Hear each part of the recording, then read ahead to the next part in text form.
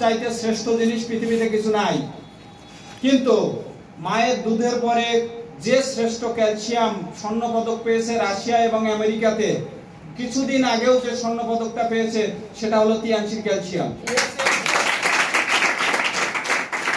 তো রাশিয়াতে এটাকে মায়ের দুধের পরে কল্পনা করা হয়। তো মায়ের দুধের সমতুল্য কিছু না থাকলেও তার পরের স্টেজ যে ক্যালসিয়ামটা গ্রহণ করেছে সেটার নাম হলো আমাদের চিলড্রেন ক্যালসিয়াম। আর এই চিলড্রেন ক্যালসিয়ামে অনেক কিছু থাকে, অনেক সময় অনেক মায়ের বহু নিউট্রিশনাল ঘাটতি থাকে। আর এই নিউট্রিশনাল ঘাটতি থাকার কারণে মায়ের দুধকে, ওই মায়ের বুকের দুধে সঠিক নিউট্রিশন অনেক সময় থাকে না।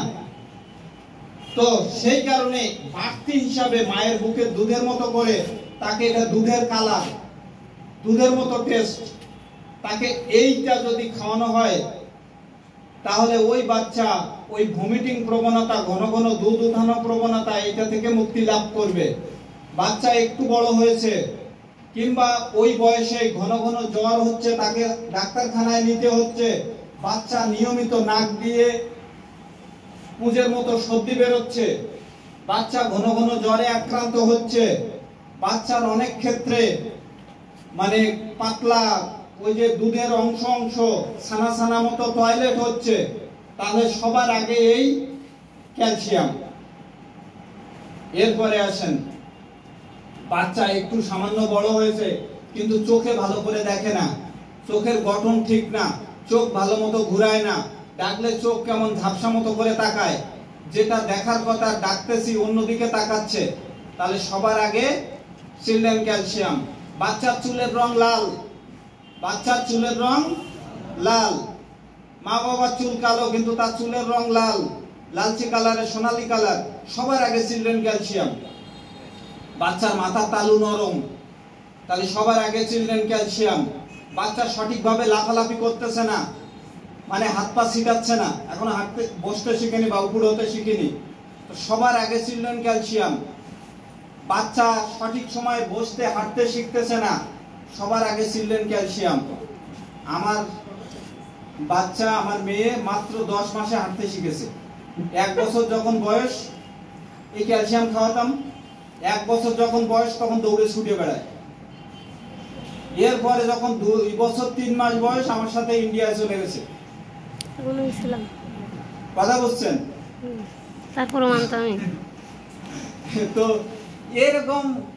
এরকম হয়, অর্থাৎ বাচ্চার আইকিউ বৃদ্ধি পায়, বাচ্চার আইকিউ বৃদ্ধি পায়।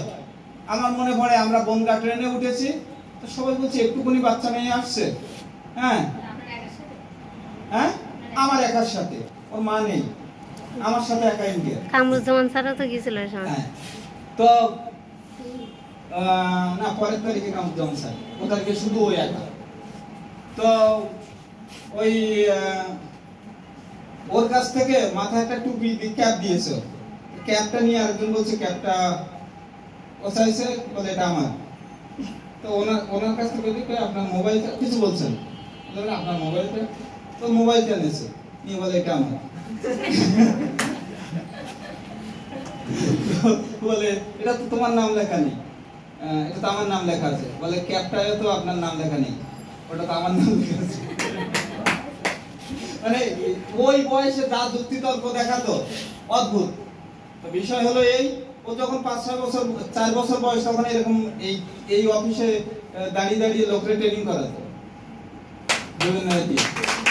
যখন অনেক পরে 3.5 বছরে আমাদের বড় একটা গ্রুপ, তারা আগে দীর্ঘ সময় আমাদের টিএমসিতে ছিল, ওদের সব ইনভাইট করে করে ও নিয়ে আসতো।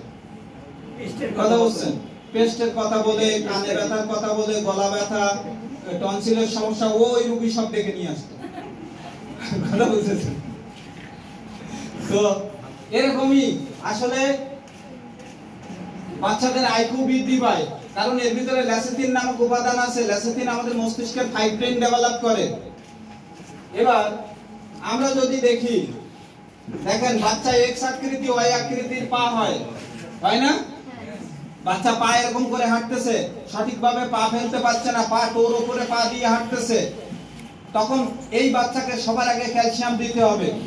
বাচ্চা এক বছরের ভিতরে 12 মাস 14 মাসের ভিতরে হাঁটতে শিখছে না ভালোভাবে, সবার আগে তার ক্যালসিয়াম দরকার। দাঁত ওঠে, তখন পর্যাপ্ত ক্যালসিয়ামের ঘাটতি হয়। তাই হোমিওপ্যাথি সায়েন্সের ভাষায় বলা হয় দন্ত উদ্গমকালীন সময়ের অসুস্থতা। কথা বুঝতে পারছেন? তাই দন্ত উদ্গমকালীন সময়ে বাচ্চারা বেশি অসুস্থ হয়, অর্থাৎ বাড়তি ক্যালসিয়াম নষ্ট হয়ে যায় দাঁত তৈরির জন্য। সুতরাং শরীরের ইমিউনিটি দুর্বল হয়ে পড়ে, দেন তখন বাচ্চারা বেশি অসুস্থ হয়ে পড়ে, আর তখনই বেশি দরকার আমাদের এই ক্যালসিয়াম।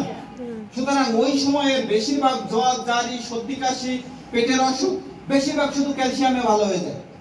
হ্যাঁ, কারণ এই ক্যালসিয়ামের সাথে জিঙ্ক আছে। কারণ জানেন তো বাচ্চাদের জ্বরের সবথেকে বড় একটা ঘাটতি কি? জিঙ্ক। হ্যাঁ, ইমিউনিটি দুর্বলতা। তো জিঙ্ক আছে, আবার ল্যাসিথিন আছে, পর্যাপ্ত পরিমাণে ক্যালসিয়াম আছে। এই ক্যালসিয়ামের দাম হওয়া উচিত ছিল, নিউট্রিয়েন্ট ক্যালসিয়ামের দাম $18 হলে এর দাম হওয়া উচিত ছিল $20-25। কিন্তু এটার দাম মিস্টার লি এটাকে কমিয়ে, কারণ আমরা দেখেছি সে চ্যারিটি ফান্ডে $200 মিলিয়ন দান করেছে। তার মানে এই ক্যালসিয়ামটার দাম কমিয়ে সে আরো নিউট্রিয়েন্ট ক্যালসিয়ামের থেকে $1 কমিয়ে দিয়েছে। এই জন্য পৃথিবীর মধ্যে সর্বশ্রেষ্ঠ মানবিক কোম্পানি টিএনসি বাংলাদেশ কোম্পানি, যেটা টিএনস কোম্পানি, টিএনস গ্রুপ। এইবার দেখেন, এটা রিকেট রোগ, এটা নিয়ে আমরা আগে কথা বলেছি। বুকের ভিতরে পুনরুষ্টি নষ্ট হয়ে যায়। সুতরাং এই ক্ষেত্রেও সবার আগে বাচ্চাদের চিটোসান দেওয়া যায় না। 4 বছর 5 বছর বয়স না হলে সাধারণত চিটোসান দেওয়া উচিত নয়। তো চিটোসান ওই সময় না দেওয়া যায় না, কিন্তু এই সময়টা কি দিতে পারি আমরা? Children calcium. চিলড্রেন ক্যালসিয়াম তার পিলিয়া বাড়লে কি হয়? এখানে একটা হাড় বৃদ্ধি পায়। তো এই পিলিহার রোগ বলি আমরা, বলি স্প্লিনোমায়োলজি বা পিলিহার দুর্বলতা। এই পিলিহার দুর্বলতা যদি বৃদ্ধি পায় তো সবার আগে এই রিকেট সমস্যা, পেট মোটা হয়ে যায়, পেটে কৃমি জন্মায়, তখন সবার আগে দরকার কি? Children calcium. এরপরে বাচ্চার জ্বর জারি তো আমরা দেখতে পাচ্ছি, কিন্তু মুখের ভিতরে কিছু রোগ হয় বাচ্চাদের, নাম হলো ডিপথেরিয়া, স্কারবি, হ্যাঁ, মুখে ওরাল ইনফেকশন, গালে জিহ্বায় ঘা, বিসি, ইরিথ্রিজম, এই সকল যে রোগগুলো বাচ্চাদের মুখে তৈরি হয়, এই রোগগুলো থেকে রিলিজ পাওয়ার জন্য সবার আগে দরকার হলো children calcium.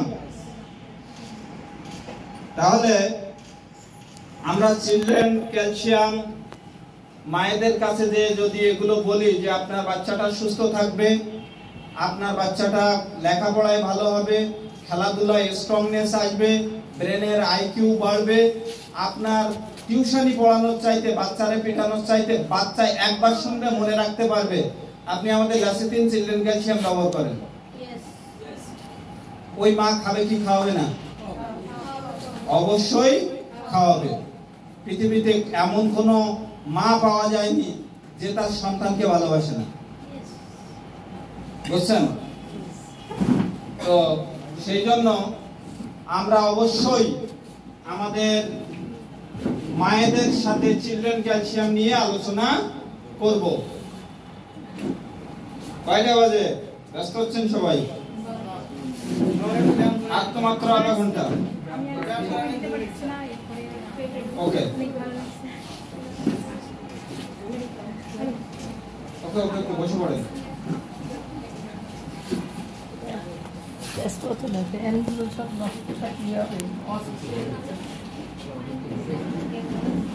Free training, hand দুর্বল। আমরা গরমের কারণে এতদিন ট্রেনিং করিনি, কষ্ট করে শিখতে হবে।